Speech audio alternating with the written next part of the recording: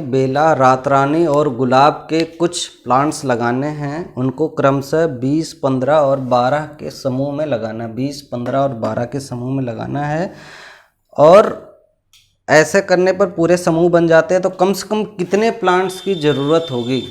तो कम से कम कितने प्लांट्स की ज़रूरत होगी, यानी हमारे पास प्रश्न में दिया है कि 3 तरीके यानी 3 वैरायटी के फूल हैं। एक बेला है, एक रातरानी है और एक गुलाब है।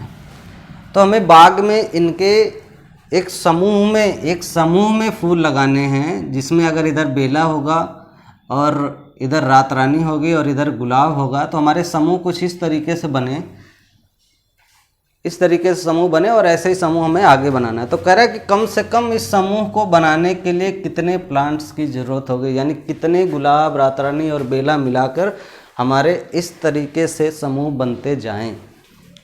तो कम से कम कितने प्लांट्स की ज़रूरत होगी, कम से कम कितने प्लांट्स की ज़रूरत होगी, इसके लिए हमें फिर सवाल को समझना है। सवाल में क्या पूछ रहा है कि हमें एक समूह बनाना है और उसमें कम से कम का मतलब हो गया कि लघुत्तम समापवर्त, जहाँ कम से कम छोटी से छोटी सबसे कम या कुछ इस तरीके से शब्द आते हैं सवाल में। तो एक बार आप ज़रूर सोचिए कि कहीं इसमें लघुत्तम समापवर्त तो नहीं लगना है। और सवाल के गुणों को देखते हुए, सवाल के वर्डिंग को देखते हुए हम लघुत्तम समापवर्त का प्रयोग करेंगे। तो इसमें सीधा सीधा बता रहा है कि हमें इनका लघुत्तम समापवर्त ही निकालना है। तो इनका लघुत्तम समापवर्त क्या होगा? 20, 15 और 12।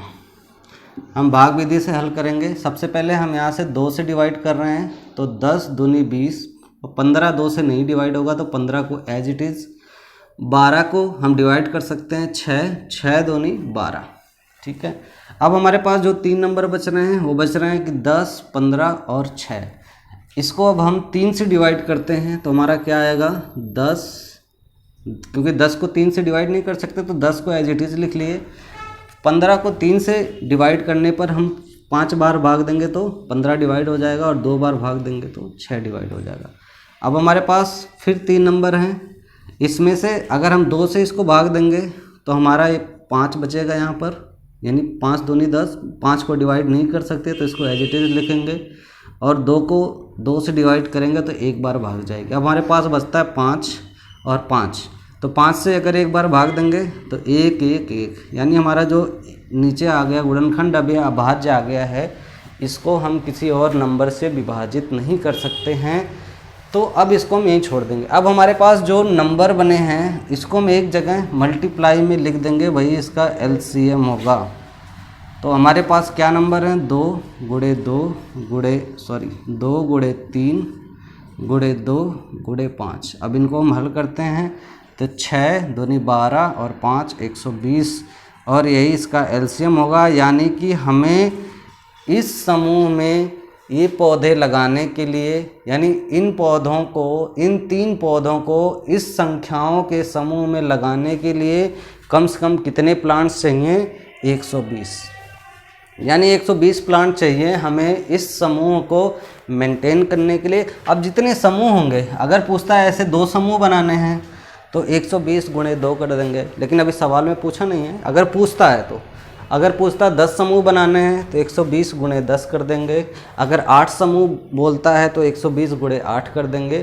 तो ये है गणित का खेल। इसमें क्या है, हमें क्रमशः धीरे धीरे करके एक पहाड़ को तोड़ना पड़ता है। अगर एक पहाड़ है तो उसको धीरे धीरे करके टुकड़ों टुकड़ों में ही तोड़ना पड़ेगा। तो अब हमारा ये छोटा सा एक टीला था, इस टीले को हमने क्या किया? लघुत्तम समापवर्तक से ही तोड़ दिया, दूसरा कोई औजार नहीं इस्तेमाल करना पड़ा है। अब आते हैं हम अपने तीसरे प्रश्न पर।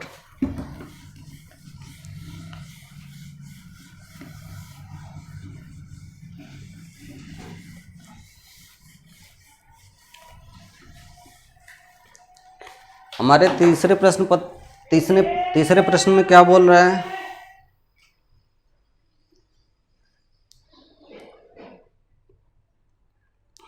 तीसरे प्रश्न में बोल रहा है कि 3 अंकों की छोटी से छोटी संख्या बताओ जो 4, 8 तथा 16 से पूरी तरह विभाजित हो जाए। 4, 8 और 16 से विभाजित हो जाए 3 अंकों की संख्या।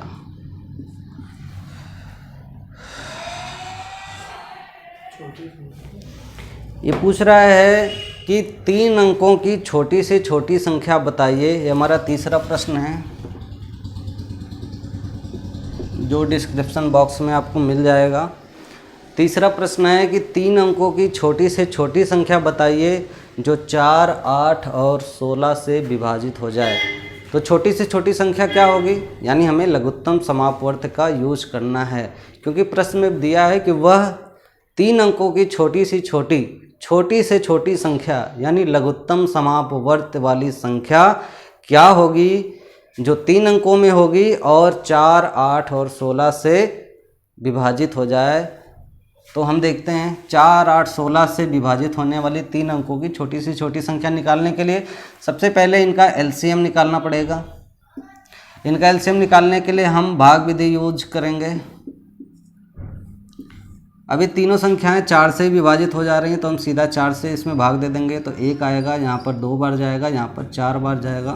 फिर हम यहाँ पर 2 से विभाजित करेंगे तो 1 बार आएगा, 2 और 1 बार जाएगा, 2 गुने 1 बराबर 2, और ये 2 बार जाएगा, 2 गुने 2 बराबर 4। अब इसको 2 से कर देंगे तो 1, 1, 2, 1, 1, 1, यानी अब हमारे पास जो गुणनखंड आए हैं, अगर इनको आपस में गुणा करेंगे 4 गुने 2 गुने 2, तो यही इन संख्याओं का एलसीएम होगा। इन संख्याओं का एलसीएम होगा इन संख्याओं का गुणा, और इन संख्याओं का गुणा करने के बाद हमें मिलता है 16। लेकिन दोस्तों एलसीएम तो हमारा 16 आ गया, लेकिन ये क्या पूछ रहा है, 3 अंकों की संख्या, यानी 3 अंकों की संख्या क्या होगी, 3 अंकों की छोटी से छोटी संख्या क्या होगी जो 4, 8 और 16 से पूरी तरह विभाजित हो जाए। तो हम 16 के मल्टीपल्स लिखेंगे, 16 के मल्टीपल्स लिखेंगे, और वह छोटा से छोटा मल्टीपल्स लिखेंगे जो 3 अंकों का होगा। तो इसके मल्टीपल्स देखते हैं 16 का। आप सबको टेबल याद होगी, आप सब बचपन में पहाड़ा याद किए होंगे, तो हम आपको उसी पहाड़े को याद दिलाते हैं। 16 गुणे 5, 16 पंजे 80, 16 छक्के 96, 16 सत्ते 112, यानी हमारा 16 का वह मल्टीपल सबसे छोटा होगा जो 3 अंकों का होगा, वह मल्टीपल होगा 112। 112 के बाद फिर 16 अट्ठे 128 आएगा, लेकिन हमें 128 क्या होगा, 112 से बड़ा होगा, इसलिए हमारा उत्तर क्या होगा, इस प्रश्न का उत्तर क्या होगा 112, यानी ये 3 अंकों की संख्या क्या होगी 112, और यही हमारा उत्तर होगा। ठीक है, एक बार सवाल को फिर से समझिए। कह रहा है कि 4, 8 और 16 का वह लघुत्तम समापवर्तक जो कम से कम 3 अंकों का हो। तो लघुत्तम समापवर्तक हमारा 16 आया, लेकिन ये 2 अंकों का है, सबसे छोटी संख्या यही है, लेकिन हमें 3 अंकों की सबसे छोटी संख्या बतानी है। तो 16 के हम तब तक मल्टीपल्स करेंगे, यानी 16 के तब तक मल्टीपल हम करेंगे जब तक हमारा 3 अंक ना हो जाए, और वह मल्टीपल 3 अंकों में सबसे छोटा होना चाहिए। समझ में आ गया। अब हम आपको अगले क्वेश्चन पर आपको ले चलते हैं, चौथा क्वेश्चन। अब हम आपको महत्तम समापवर्तक के क्वेश्चन हल कराएंगे। ये 3 सवाल हमने लघुत्तम समापवर्तक से लिए थे और 2 सवाल हमने महत्तम समापवर्तक से लिए। आसान सा सवाल है, बस आपको प्रश्न समझने हैं। एक बार आपको प्रश्न समझ में आ गया तो आप आसानी से लघुत्तम समापवर्तक और महत्तम समापवर्तक के सवाल हल कर सकते हैं। चौथा सवाल है हमारा क्वेश्चन नंबर 4। क्वेश्चन नंबर 4 है हमारा, 2 बर्तनों में क्रमशः 75 और 60 लीटर पेट्रोल हैं, यानी 2 बर्तन हैं। पहले प्रश्न मैं बोल देता हूँ आपको। 2 बर्तनों में क्रमशः 75 लीटर और 60 लीटर के पेट्रोल हैं। उस बड़े से बड़े बर्तन की धारिता बताओ जिससे दोनों बर्तनों का पेट्रोल पूरी तरह से नापा जा सके। यानी वह बड़े से बड़ा मेजरमेंट डिवाइस, यानी नापने का एक मापन करने का औजार, यानी जिसको हम नपना बोलते हैं, एक ऐसा नपना बताना है, एक ऐसा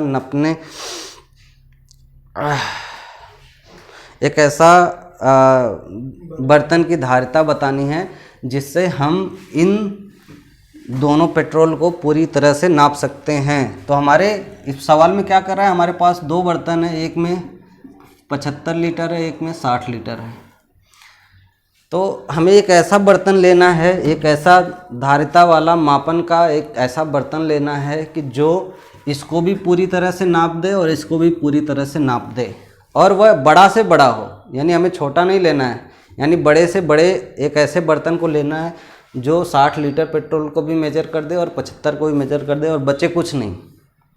ठीक है, लघुत्तम समापवर्तक और महत्तम समापवर्तक में यही है, उसमें बचता कुछ नहीं है, सब कुछ खत्म हो जाता है। तो यानी हमारे पास अब देखिए इस सवाल को शुरू कैसे किया है, यानी डिस्क्रिप्टिव टाइप के क्वेश्चंस होते हैं। ऐसा बनाता है कि जब तक हम सवाल को पूरा पढ़े नहीं तब तक हम उत्तर नहीं लिख सकते हैं, और उसी सवाल में ही उसके उत्तर को निकालने की विधि वो बता देता है। जो क्वेश्चन पूछता है वो विधि बता देता है कि आपको ऐसा करना है तो आप इस सवाल को हल कर देंगे।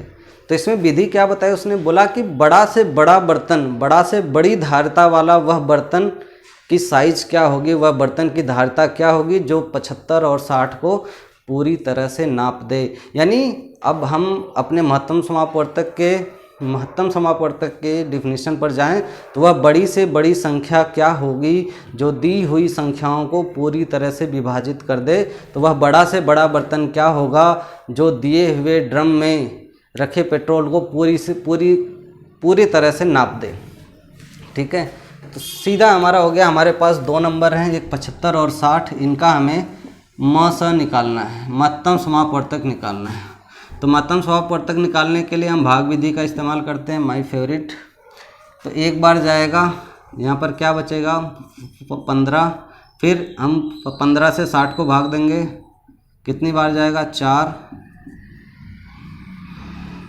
15 चौक 60, कुछ नहीं बचा, यानी जो 15 है इसका महत्तम समापवर्तक क्या है, इन दोनों संख्याओं का महत्तम समापवर्तक क्या है 15, यानी 15 लीटर का हमारा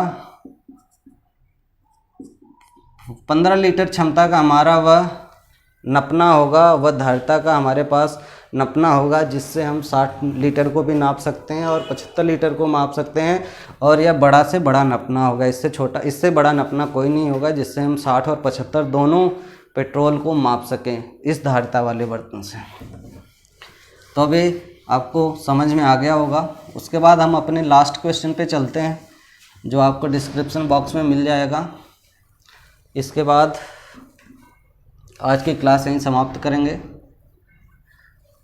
उसके बाद अगला टॉपिक उठाएंगे, आप अपने क्वेश्चंस को हल करेंगे जो भी आपकी कॉम्पिटिटिव बुक्स में होगी या टेक्स्ट बुक में होगी, जिसमें सामान्य लघुत्तम समापवर्त और महत्तम समापवर्तक के क्वेश्चंस होंगे। उसको आप आसानी से हल कर सकते हैं और आपका कॉन्सेप्ट बन जाएगा, आपका कॉन्फिडेंस बन जाएगा, तो धीरे धीरे आप किसी भी सवाल को हल कर सकते हैं। तो इतना क्लियर हो गया। अब मैं अपने आज के आखिरी सवाल पर आता हूँ। हमारा आखिरी सवाल है, वह बड़े से बड़ा बर्तन किस नाप का होगा जिससे 6, 8 और 10 लीटर दूध को पूरा नापा जा सकता है। यानी सेम हमारा क्वेश्चन नंबर 4 की तरह हमारा सवाल है कि इसमें क्या है, इसमें जो दूध है, दूध की क्वांटिटी है 6, 8 और 10, 6, 8 और 10, यानी हमारे पास 3 क्वांटिटी का दूध है। पूछ रहा है कि वह बड़ा से बड़ा नपना यानी मापन का बर्तन की कैपेसिटी, बर्तन की धारिता, बर्तन का वॉल्यूम क्या होगा, किस वॉल्यूम का बर्तन होगा जिससे हम इन तीनों दूध को पूरी तरह से नाप दें। यानी फिर प्रश्न में हमें क्या पूछ रहा है, महत्तम समापवर्तक, यानी इन संख्याओं का महत्तम समापवर्तक क्या होगा। सीधा अगर हम इसको छोटे में लिखें तो इन 3 संख्याओं का महत्तम समापवर्तक क्या होगा। फिर से एक बार प्रश्न सुनिए। प्रश्न है कि हमारे पास 3 बर्तनों में दूध है, दूध की धारिता है 6 लीटर, 8 लीटर और 10 लीटर। इसको नापना है, नापने के लिए हमें एक बर्तन चाहिए, तो वह बड़ी से बड़ी धारिता वाला कौन सा बर्तन होगा जो तीनों दूध को पूरी तरह से नाप दे। तो यानी वह बड़ा से बड़ा यानी वह बड़ी से बड़ी संख्या क्या होगी, जो इन तीनों संख्याओं को पूरी तरह से विभाजित कर दे। तो आइए देखते हैं कौन सी संख्या होगी। तो इसका महत्तम समापवर्तक बड़ा से बड़ा नंबर अगर हमें ज्ञात करना तो महत्तम समापवर्तक ज्ञात करना है, यानी HCF निकालना पड़ेगा। और HCF निकालने के लिए हम आपको 2 विधियाँ बताए हैं, उसमें मैं अपनी फेवरेट विधि भाग विधि आपको बता रहा हूँ। भाग विधि से कैसे करते हैं, छोटी संख्या लेंगे, उससे बड़ी संख्या में हम भाग देंगे। एक बार जाएगा 6 और यहाँ पर 2 बचेगा, 2 से फिर हम 6 को भाग देंगे तो 3 बार जाएगा और कुछ नहीं बचेगा। फिर इस 2 से हम बची हुई तीसरी संख्या में भाग देंगे। अगर ये पूरी तरह विभाजित हो जाएगी तो यही महत्तम समापवर्तक होगा।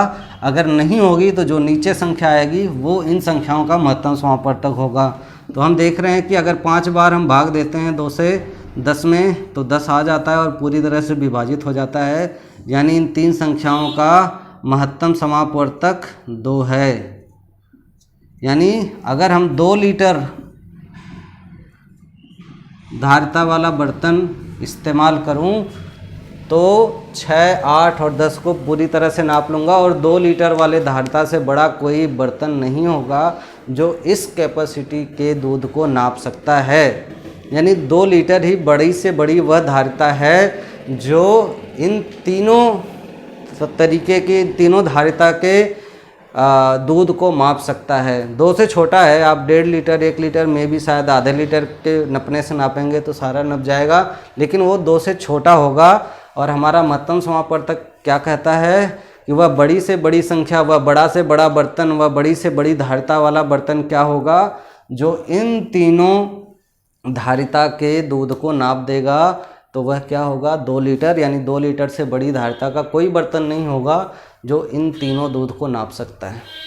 तो आज के लिए मैंने आपको एक अच्छी एक्सरसाइज हो गई 5 क्वेश्चंस की, जिसमें डिस्क्रिप्टिव क्वेश्चंस थे। अब आगे आप हल करिए। अगर आपको कहीं दिक्कत आती है तो हमारे इंस्टाग्राम पर आप पोस्ट करिए, हमारे इंस्टाग्राम चैनल पर, या हमारे कमेंट बॉक्स में डालिए और ख़ुद आप सवाल की प्रैक्टिस करिए। और आप जैसे जैसे सवाल को हल करेंगे जटिलताएं आपको आएंगी, लेकिन जैसे जैसे हम आगे गणित की संक्रियाएं बताते जाएंगे वैसे वैसे आपको ये सारी चीज़ें आसान लगेगी। अभी हम आपको केवल इंट्रोडक्टरी क्लासेस दे रहे हैं हर टॉपिक्स की। एक बार ये सारे टॉपिक आपको समझ में आ जाएं, उसके बाद हम गणित के लेवल 2, 3, 4 में जाएंगे और फिर दोबारा हम इन्हीं चैप्टर्स को स्टार्ट करेंगे और फिर जटिल प्रश्नों को हल करेंगे। तो आज के लिए बस इतना ही। आप मेहनत करिए, लगे रहिए, गणित आपके लिए बहुत आसान हो जाएगी। धन्यवाद।